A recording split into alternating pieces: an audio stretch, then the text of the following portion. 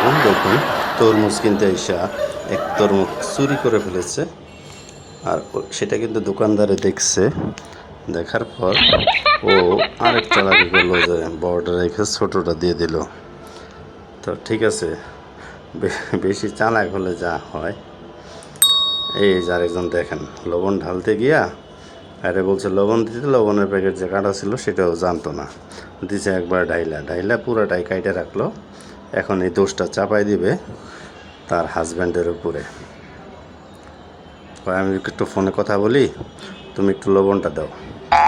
এই যে লবণটা দিছে ঢাইলা, এই যে একেবারে দিছে। এখন পুরা দোষটা চাপাই দিল তার হাজব্যান্ডের উপরে।